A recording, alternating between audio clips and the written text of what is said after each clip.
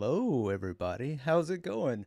That was not the spookiest of intros that we've done, but we're going to go ahead and get started. I hope you guys can hear me okay. Let me know in chat. There's been some audio issues. But to go ahead and get started, hi, my name is Wade Acuff. I'm an artist and illustrator, and AdventureBound is all about trying to get actually, it's about asking friends for help and helping me with the steps along the way with getting a self-published illustrated book made. And I do have some updates from the last episode where Andrew was so kind to help us out. And we're gonna jump over into those updates real quick. I do have a guest. He's waiting in the wings, and we're gonna get into some spooky things today. But we'll get to that in a second. But let's check it out. So last time we were with Andrew, and we kind of created this real quick. What I'm calling a baxolotl. I knew I was going to mess that up. Baxolotl, like an axolotl, but the B, because it was influenced by Tim Burton. It's a dangerous one, baxolotl. So this was the sketch we made on the stream, and I'm not going to walk through all this just for time today. But here was I spent a couple hours over the weekend wrapping him up a little bit, cleaning it up slightly. But audio seems low. Well, I'll speak up. I'll speak up a little louder. Let's get some vibes going as well in the chat. Now let me know if the music's too loud. So this was our update. Yeah, it's an axolotl, an otter. And there was some Tim Burton influence. So that's the whole kind of rolling around thoughts in my head, and Andrew helped out with this one. All right, so we do have a friend of mine a historian, Shane McGinnis. I'm going to have to hop over real quick so you can, let's see, let me manage this as best I can. Welcome in, Shane.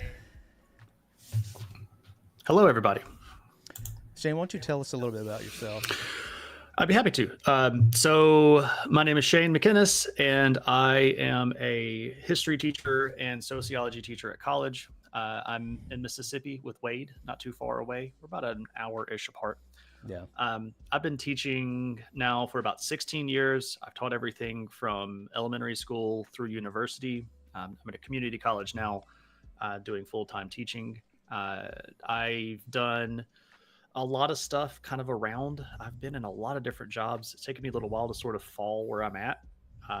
But it's been a good time.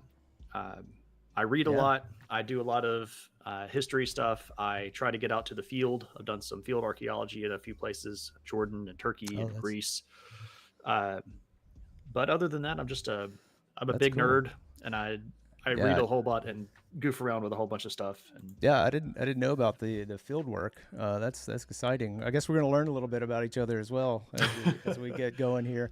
But I think first and foremost, what are we doing here today? I think I wanted Shane's help from a historic and lore point of view, because I think you do a little bit of writing as well. I do. I've published 4 short stories and a novel, and I've got some other stuff that's coming out hopefully soon. But you know how publishers get, right? Yeah. Well, I'm going to dip into some of that info, and hopefully you have some spooky tales and things for us. Sure. But also, chat, we're going to be leaning on you pretty heavily. I think Shane's going to guide us a little bit as well. We're just going to try to come up with something. If you saw last week's Friday stream, where chat determined my fate, we're going to do a little bit of that today, but with some guide rails. I've got some blanks, some neutral poses that are set up, and I think we're just going to work on character building. And Shane, if you have any tips for that, I'm going to go ahead and start. While you talk about your tips, I'm going to go ahead and start sketching. Sure. And I think I'm going to start sketching something we discussed prior to the stream, which was turnip. Carvings. Right. So usually when I'm working on building out a character, one of the things I like to ask myself is, what do they do? Right. And not just like, what do they do as a living, but like, what's their thing? How do they react to stuff? And I have a sheet of questions that I've sort of developed over the years. And it's really kind of odd things. Like if they got in a wreck, who would they blame? Weird little things like that. But Okay. these are the things that we can use to learn about ourselves, and especially if we're coming at this from a sociological standpoint. Hmm. So much of who we are as a person is how we react to things and how we view things and our particular perspective. So if you can really put yourself in the head of a character that is on a very mundane level, you can start seeing the nuance to a character that a lot of the big things miss. Sometimes you want to make the brooding protagonist and you get yourself a little sidelined because, well, he has to always be sad and he has to Hmm. always be grumpy. But is he grumpy about everything, or is he grumpy because of a specific thing? What made him grumpy? So Right. you can get a little bit more into their head if you start talking about stuff that's a little bit more mundane. Uh, and I also found that makes a more realistic character. If you've got something that people can relate to, especially if you're doing something like fantasy writing or fiction writing, where we have a world that we might not be immediately familiar with. One of those things that we can use as a touchstone with another character is something that is very, very mundane that we've all experienced. Maybe they had a bad breakup. Maybe they got in an argument with their parents. Maybe their boss is a jerk, right? So even if they're the hero of destiny and they have been foretold by the prophecy, they're still going to have days where they really don't feel like getting out of bed, right? Right. So that more mundane stuff to me is the bread and butter of character design. Uh, so So what Wade is drawing here is a carved turnip. yeah, we discussed this briefly. But before we get into this though, so do you? I mean, obviously, when you're building out, for me, it's very visual. So I may start something unless I already have the intent of the character planned. I may just let it Mhm. be an open book until the image tells me what it is. Right. And I think for this book, that's going to be more of the case than like planning out characters because it's going to be a little bit of a cross section between multiple characters, and I don't know that some will even tie in. But the question I think is, when you get into it, do you what point do you start thinking about the visual? Because for me, the archetype starts at the beginning. Am I Right. going to have furrowed brows? Am I going to have, it kind of starts early. But what about for you in the writing aspect? It's a bit of a mixed bag. Sometimes I go into a character design. It's like the main character in my book is just an average kind of a Joe who got shoved into a situation that was way over his head. So I knew kind of in the back of my mind, he's not going to be the cover model to a magazine. So I knew Uh huh. that much about him. Like he's not a strikingly handsome individual. He's just a kind of, he's a seven, right? If we're going to be crude about it. Uh, but the way that they carry themselves and stuff like that to me usually comes after I've sort of described them as an intellectual person. Uh, Okay. the because this is coming from the writing angle. I don't have the world's best visual perception anyway. I I can't really explain things very well in a visual sense. This is just my one of my weaknesses.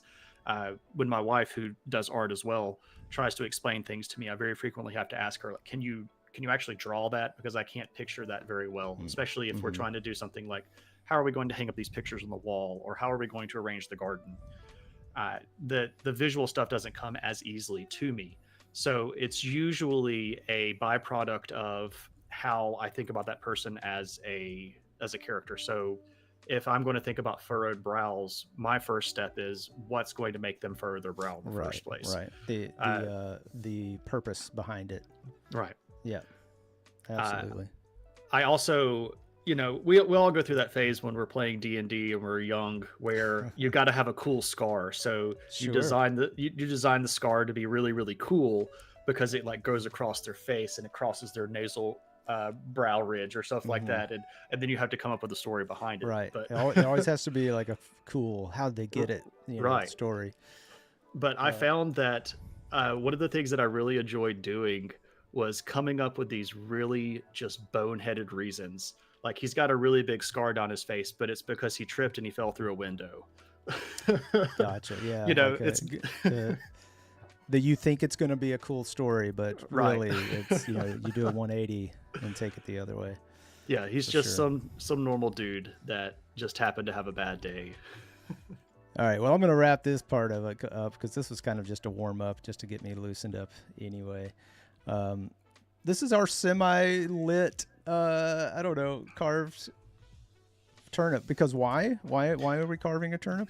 Okay, so when Wade and I were first discussing me being on the show here, and he asked, you know, when I would want to be around and when I would be free, and we figured out that it would be Halloween. One of the things that we figured out was, oh, we could talk about Halloween stuff and be kind of spooky. And uh, Wade asked, like, do you have any like lore? And Mm-hmm. that's Mm-hmm. sort of my go word. I love the lore stuff, right? And if we go back to the origins of Halloween, which is a hodgepodge of about 3 or 4 different actual holidays, and you go back to the Celtic or the British Isles version of Samhain, one of the things that they carved were turnips, and that's what they carved before they did jack o' lanterns, of course, because the turnip was an old world crop, whereas the pumpkin is a new world crop, so they didn't even Right. have access to pumpkins.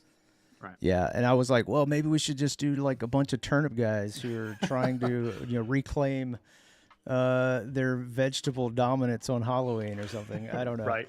But then I think maybe that's a little too. I don't know. Maybe we could revisit that. But what do you want to get into? Any kind of creepy story or anything like character wise that you're lean into around Halloween or just in general? Ghouls, you know, ghosts. Yeah. We did it. So I will say this: we will not be doing a witch today that's because fine. we did that on Friday. But we'll do something else. So one of the things that Wade sent me was a list of questions. Like, here's some stuff to think about that you can maybe ponder as we go through this. And one of the things that he had on there was like, is there anything like local related, like local spooky story? And one of my favorite sort of Mississippi lore stories is actually music based. Uh, Oh yeah. but there's this really famous guitarist who supposedly, according to the lore, uh, sold his soul to the devil at a crossroads. And this guy's name is Robert Johnson. And he's an incredibly famous blues guitarist that recorded some tracks in the early 1900s and was just really, really good at the guitar. So I thought if we're going to do something spooky that might be kind of lore related, maybe we could do a crossroad demon. I am into it. I am totally into this. I've got a couple of blanks here. What do we think this? What do we think this Crossroads demon would look like? Chat, you are free to jump in. Are we thinking like kind of slimy, you know, like Weasley guy, or more of a like slick talking? You know, we've got a couple of blanks here, but we can start from scratch. We've got something kind of a square jaw fella, a little round headed blank here, and then we got more of a neutral that we can just kind of start with. But we'll have to get a feel. This is that archetype part of it. Right. What are we going for here?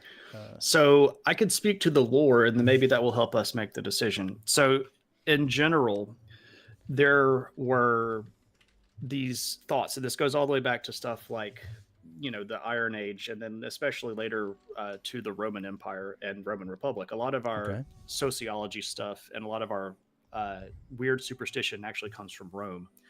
And there's this idea that the crossing of a road was a liminal space. So this is sort of a space that's almost between two other areas. And this actually plays back into Halloween because Halloween, one of the reasons it's considered so scary is because the veil between our worlds is supposed to be thinner at this time period. And this is actually based on the Catholic tradition of All Saints Day, which is typically held on November the 1st.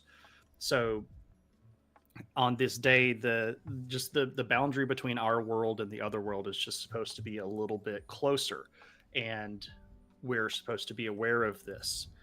And this also goes back to, you know, your good old fashioned solstices and your harvest traditions and things like that. But the crossroads and the Halloween thing actually overlap pretty well with this idea of a thinner liminal space that's between two different areas where things are joining forces. And this is why the gods or the demons might be attracted to this area in the first place. So of course this gets adopted and turned into Mm-hmm. the blues story here in America, but that's mostly superstition, right? So So where do we land? What do you think? More of a approachable, or you know what? I may just start rolling with it, and we'll see what happens. I think Oh, the boney skeletal vibe is what we're getting. Okay, on YouTube. All right. okay, yeah, I could Kind of do that. reminiscent of Johnson's. Ooh, I like that, Zach. Very nice. That's a good one. That's a good one. But I am going to start from this guy, I think, and we're just going to kind of do a bust here. But we've got plenty of, give me plenty of options to work with. Sure. So there were actually very frequent occurrences if you were in the ancient world and you're wandering around on the Roman road network where you would run into a crossroad and there would be a shrine there. It was very, very common to find just a small shrine, maybe not anything too super big, but that was just sort of the shrine to designate the particular spirit of the region. There wasn't necessarily going to be a name for every single one of these deities or spirits. There was just the generic crossroads spirit. Now, when we get to later situations, especially when we get into the medieval period, and the medieval people, especially medieval Christians, get really, really excited about naming all of the demons and stuff like that. And you get, Asmodeus and Baal and Mephistopheles and all of these people. Some of that gets attributed a little bit around, but really the kind of common sense here, if we're looking at this, is mostly just folklore stuff. You don't really get a whole lot of organized deistic sort of crossroads stuff. Now, every now and then you'll see particular things that are a little bit more common, but most of the time it's just generic spirit guy. So gotcha. I think what I'm rolling with at this point is I'm going to emphasize the skeletal features of the face. And I'm actually going to just Google some 1900s, early 1900s haircuts. Oh, cool. And just kind of, start getting a little, I'm thinking like maybe a little pencil thin mustache, perhaps. I can see it. Just some charm. Definitely the pomaded hair. I think that's that's a good one. Or fop, if that's your preference. Oh yeah. I've been playing way too much Red Dead Redemption, right? Oh, nice.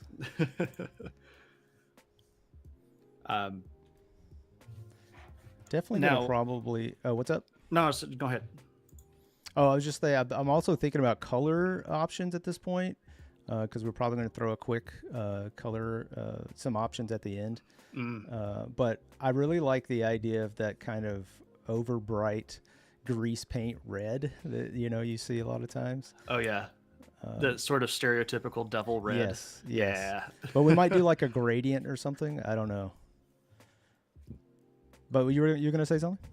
Oh, I was just gonna say one thing that might be an additional thing to sort of consider if we're going to run with the Robert Johnson angle is a lot of the culture that's in the Mississippi Delta, of course, is left over from the very prevalent slave activity that happened there.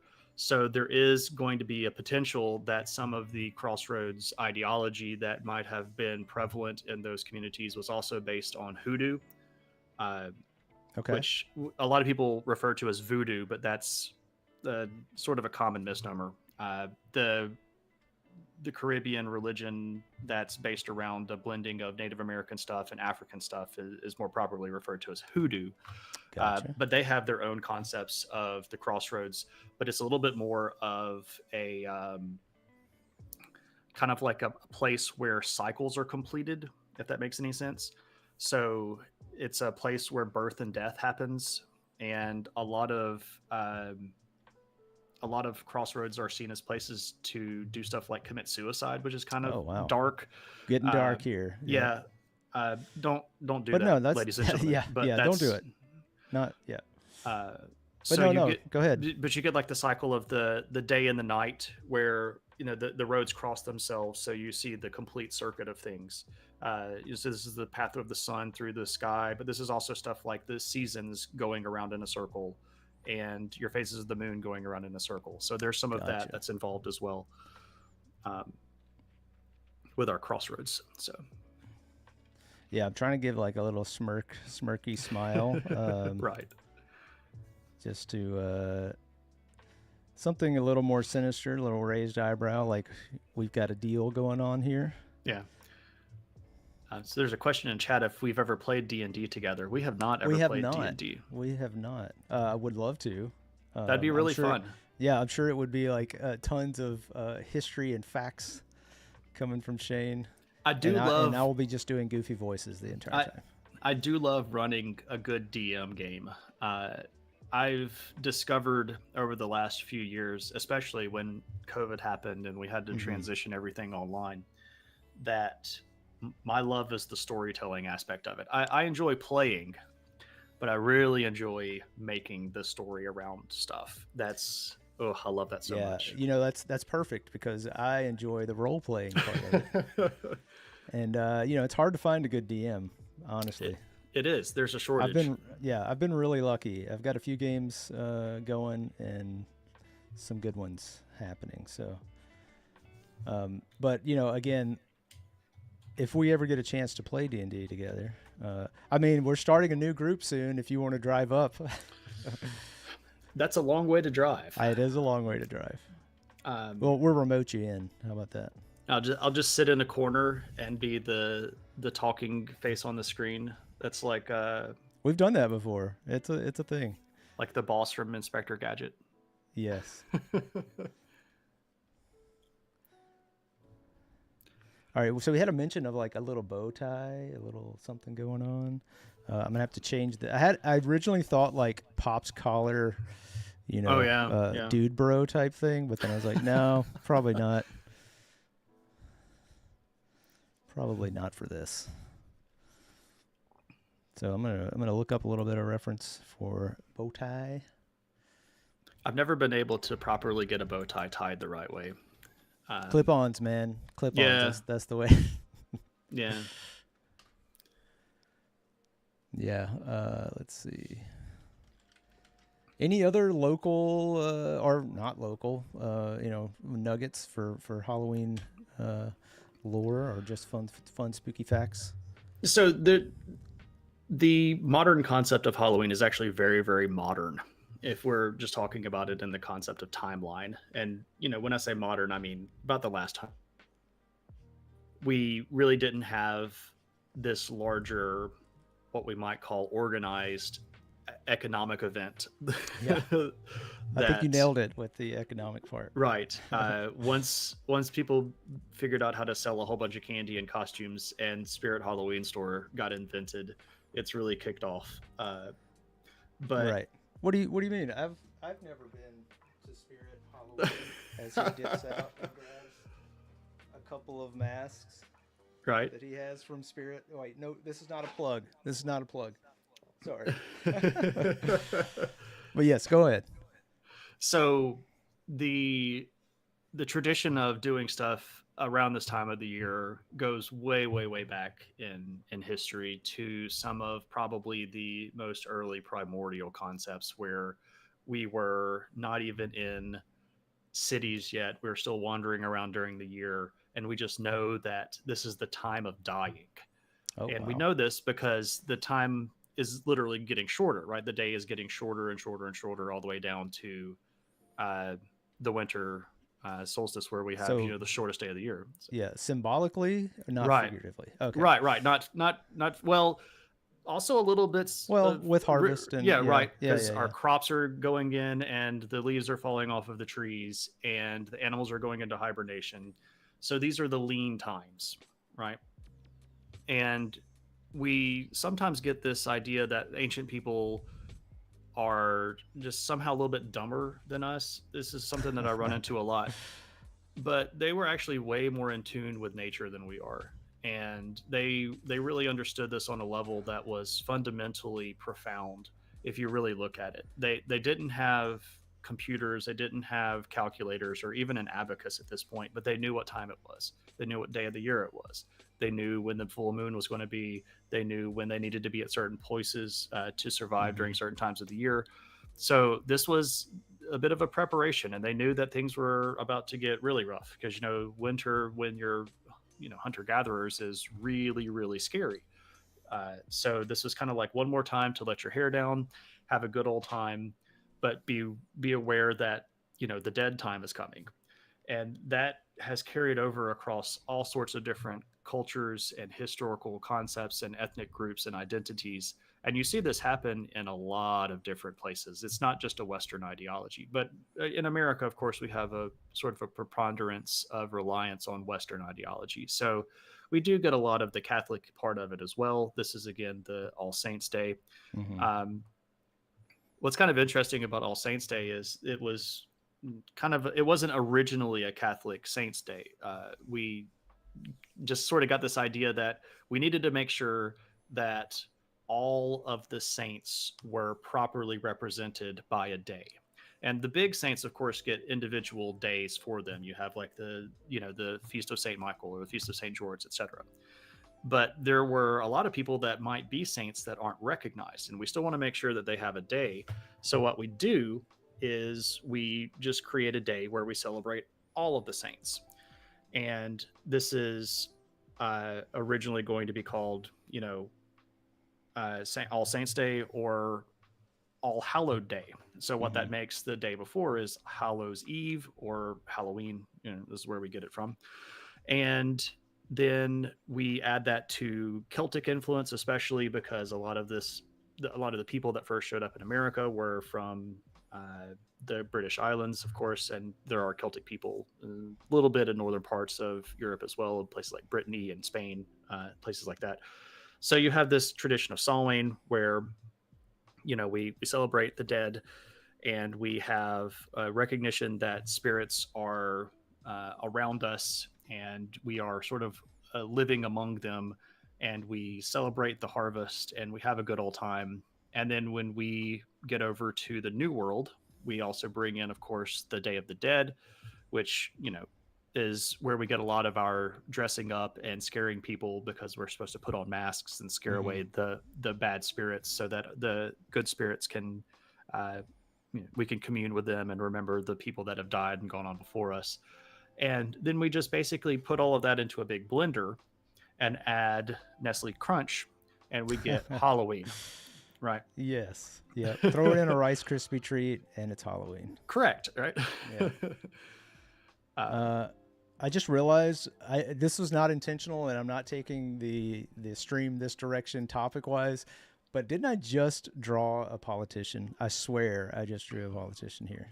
It's kind of boilerplate. I could see him running for office. Yes.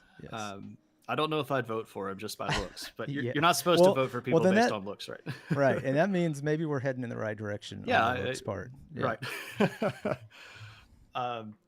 And I apologize if this looks like anybody specifically, not intentional. But sometimes people just have a look. And I think that's what we're going for on this guy. You need to put that disclaimer up that all creations on the stream are purely fictional and not based on any exactly. Exactly. That's essentially what I was getting at.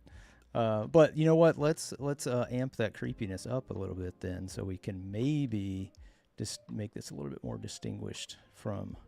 Let's go ahead and add the little horns in. I wasn't going to go there. I was going to keep it very practical, but I think now we're going to just start changing a few things. You know what? Before I do all of that, I'm going to make a copy of this. I'm going to go back in my Photoshop history, which I call my, I tend to think of it as a custom undo. Right. But here we go. I'm going to go and, let's go back to what we were just doing. I'm going to add this little horn. Maybe we'll add a few horns. I don't know.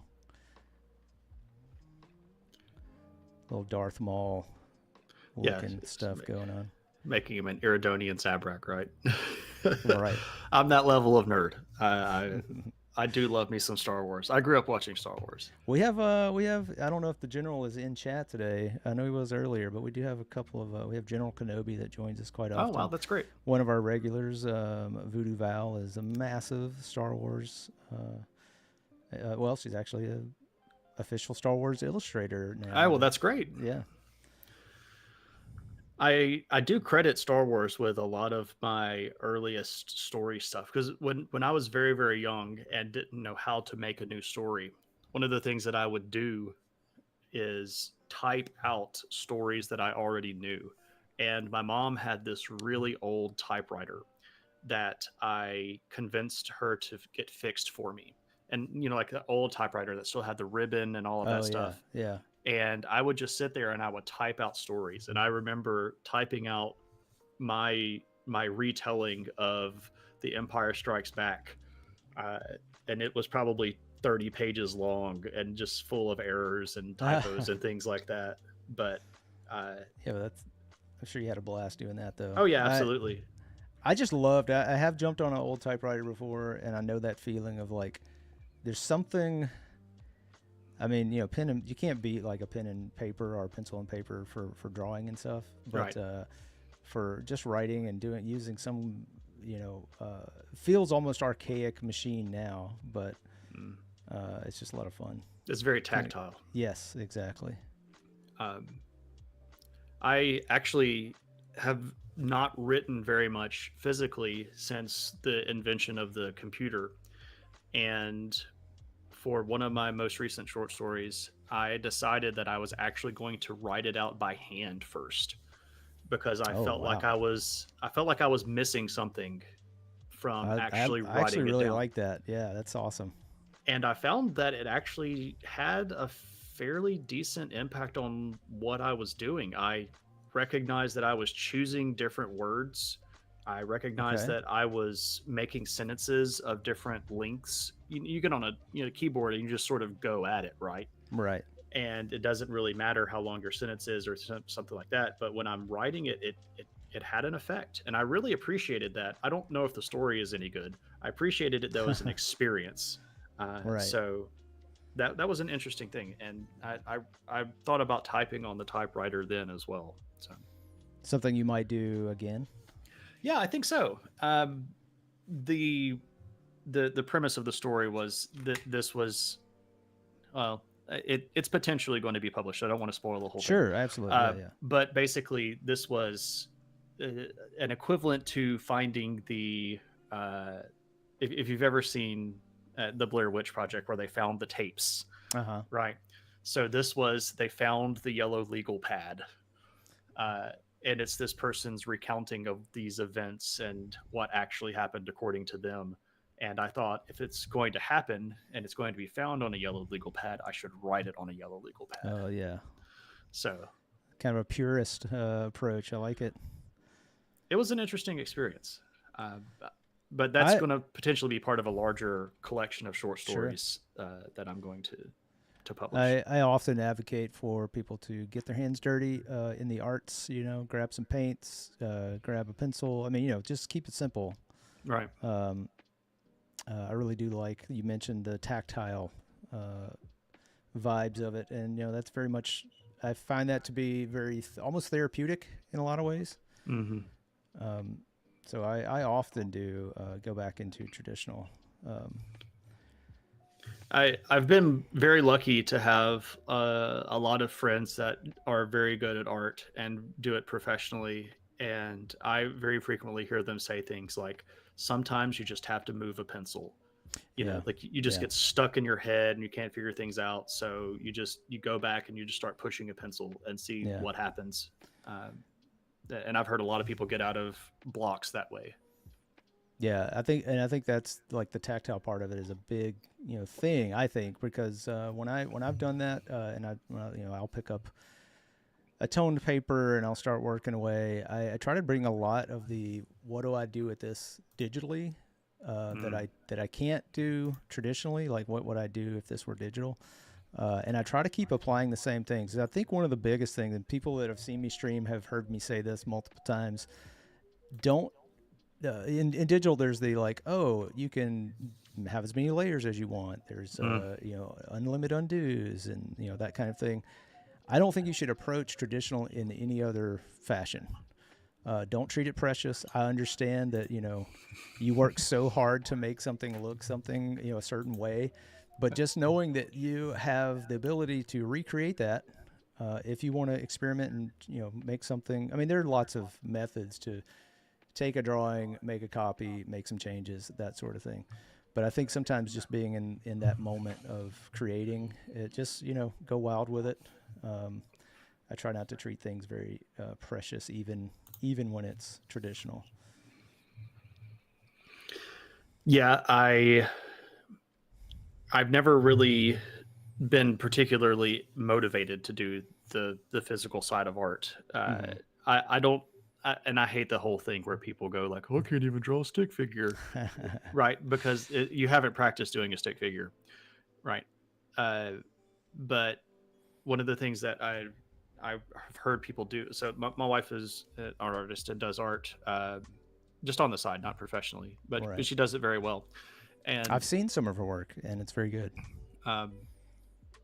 She was speaking with Brian Stelfreeze one time, who's a very, very talented artist, does comic book art and does paintings and stuff like that. And he gave her some homework, and he was looking at her art, and he said, "You're spending too much time worrying about all of these little lines." And she's like, "Yeah, I know." And he said, "So here's your homework." And I always thought this was great because he sort of immediately diagnosed the problem. He said, "Get a stack of copy paper, like an entire ream of copy paper, and you have 2 minutes to draw whatever you can on that piece of paper. And then when the 2 minutes is up, you wad it up and you throw it into the recycling." Yep. And I just thought that was brilliant. Yeah. Because it just gets into your mind. Like, you don't have to like love every little thing. Yeah. You could just do it. There's a similar kind of a similar thing to that where you take some newsprint, which is already like the basic of papers you can start with, and you have a piece of charcoal, and the assignment is to, if this is a figure drawing class or just any drawing class, the assignment is to use that same paper for 5 to 6 drawings, and you can smudge. If you're using charcoal, you can smudge and erase that way, but you can't go back. So it's just about like getting the images down and not being too concerned about all that stuff. I love that whole thing. Yeah. So one of the things that actually kind of going back to the lore of Shane and Wade. There's a lore. We have a lore, guys. Oh yeah, we've got tons of lore. One of the things that we love a lot together is a love of Tolkien stuff. And I found Wade just randomly on Twitch, and it was from a common raid, and then we sort of got to talking, and then actually ran back into Wade at Dragon Con. Oh yeah. I was doing a panel at Dragon Con about Tolkien stuff, and I got myself motivated at that point to actually like hang out and talk to Wade, because you have the best of intentions, and then things happen. Sure. But oh yeah, I totally love Tolkien. I'm a really big Tolkien fan, and so Wade said in this list of stuff that I was supposed to think about was like, what are some scary things from Tolkien? And there's the obvious ones that everybody could kind of point at. Like right. your. I think he cut out a little bit. Oh, we lost Shane. Shane, come back. Let's see if we can get him back. Hang tight, everyone.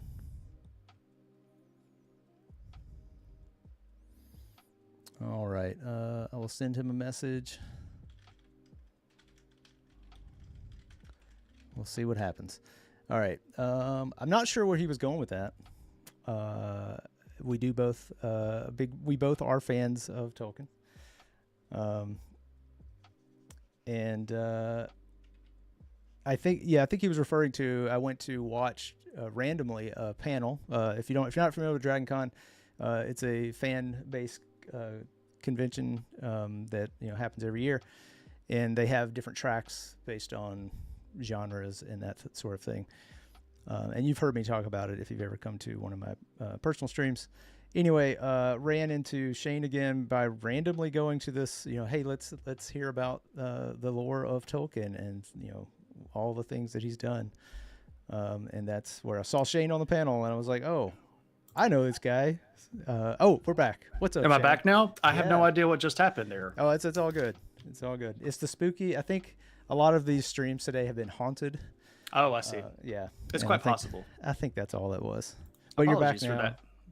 No, I just picked up where you left off, where we were talking about where we reconnected at DragonCon. Right. So we were just, it was serendipity, right?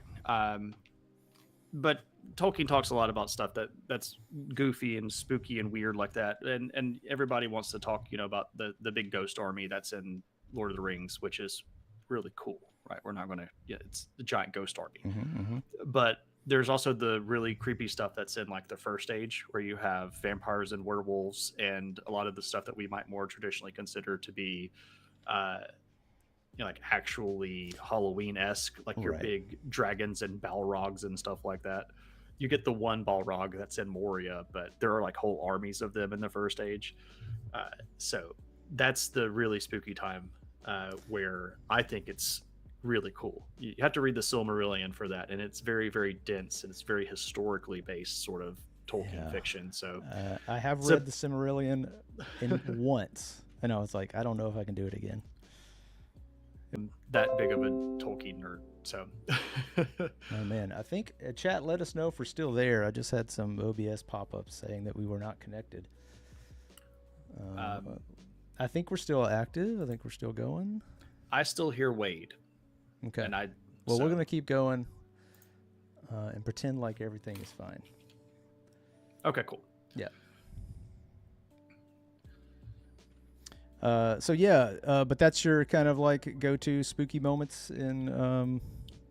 So the really ferocious kind of stuff, right? Like your big werewolves and things of that nature are all in the first age. And so you have to go through a little bit of the talky stuff to get to the fun stuff that's in there. Right.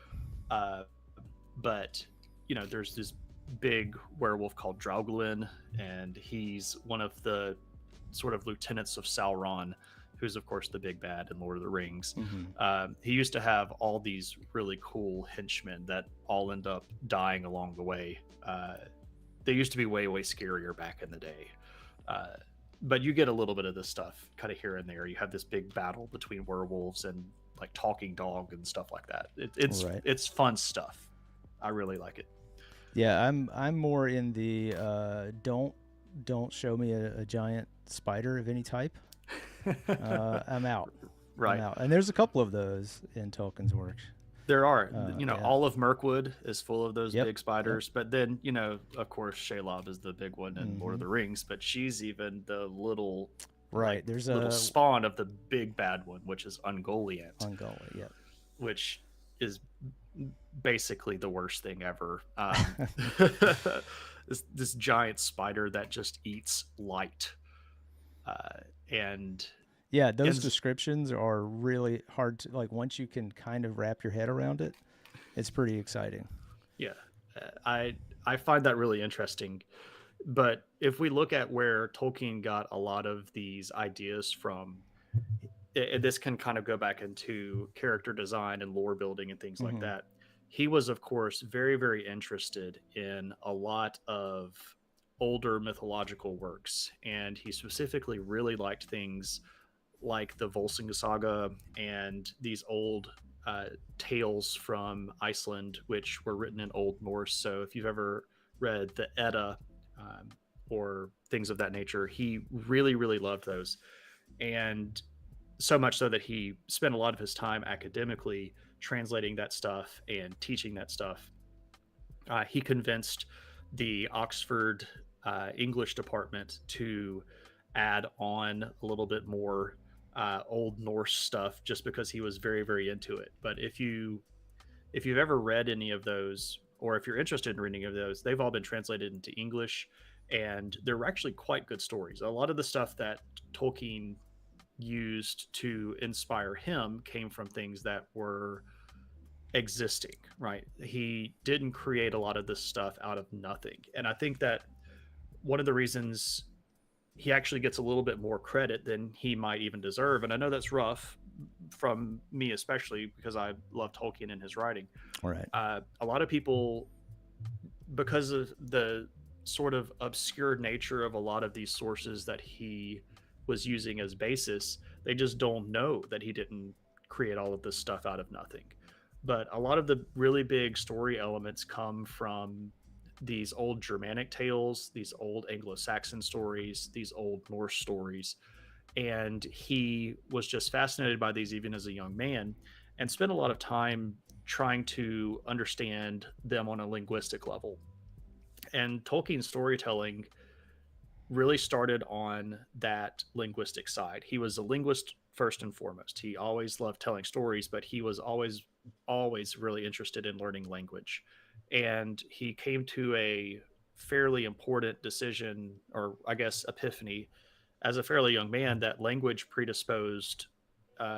presupposed rather, a history, right? Where did this language come from? How did these people live? Where did they originate? And that's sort of what he did. And he Mm-hmm. actually started working on languages that would go on to be in Lord of the Rings, especially the Elven languages, before he even really knew what elves were. And he started with the language, and especially things like place names and how the language evolved over time. And that's what guided him in a lot of his storytelling.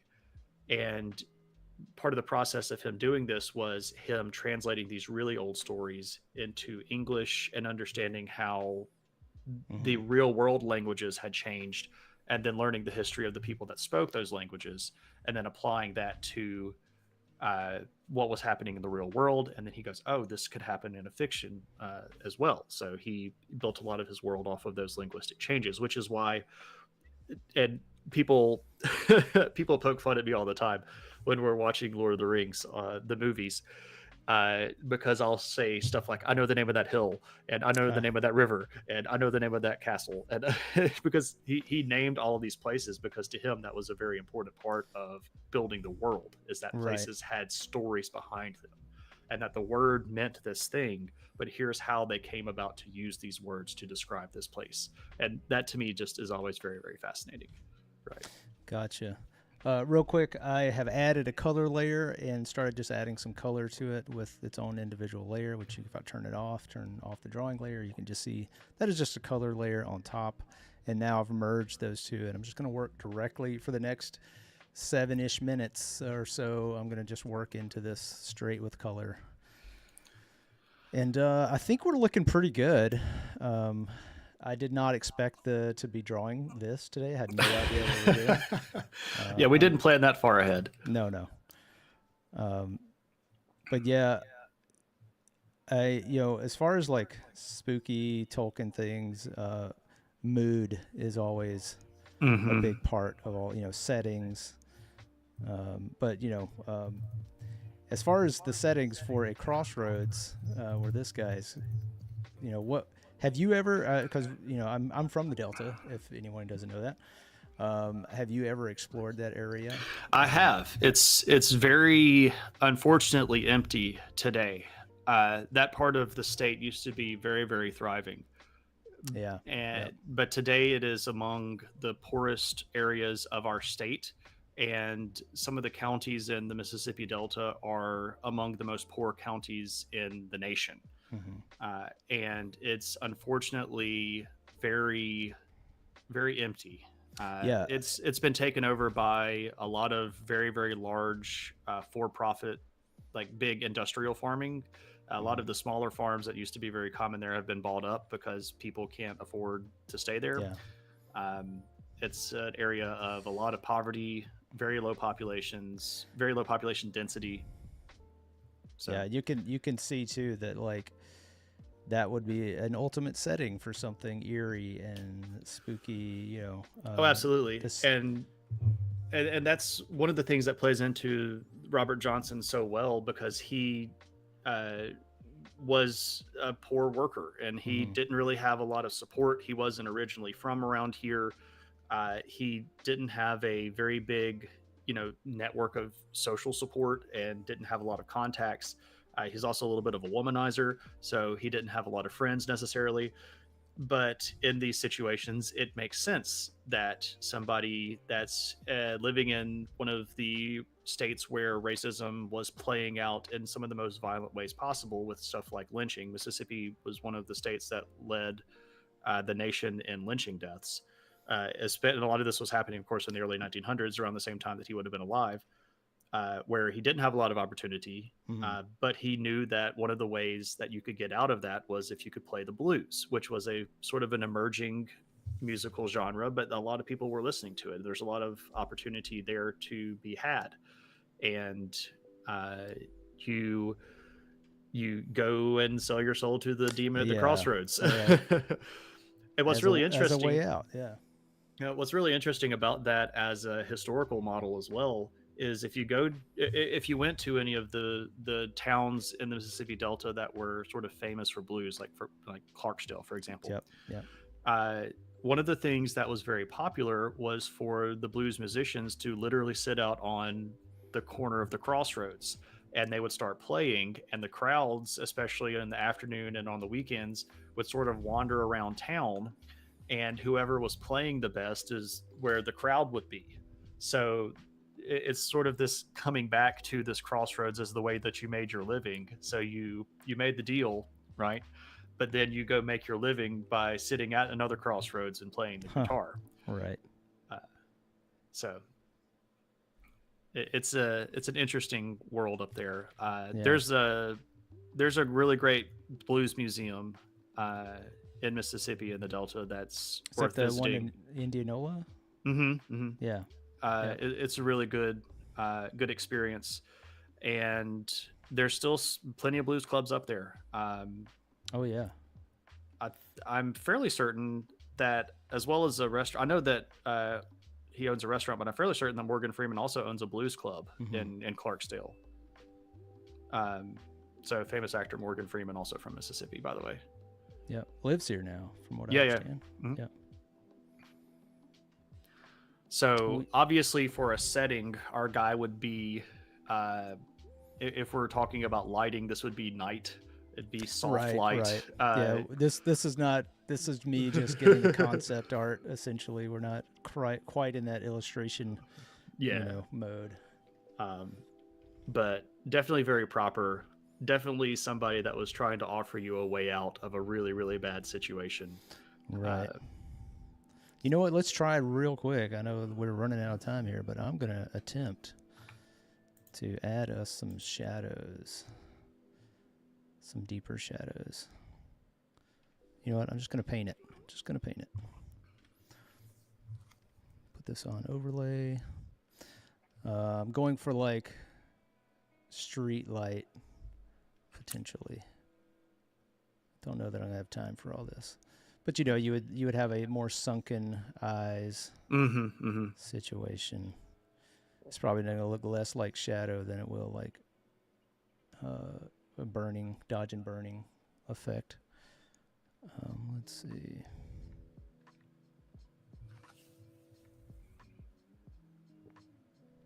All right, let's try it. Oh yeah, that's already pushing the skull imagery. Yeah, and that's essentially what I was going for there. Just making sure you get that, the nice pronounced cheekbones and little ocular cavity. But yeah, it would take a good minute to make this look a little bit more, lit that way. Sure. But I always imagine it like, I don't know why, I always imagine a working street light, one street light at the crossroad that's kind of fritzing out, it's got that little sparks, right? Yeah.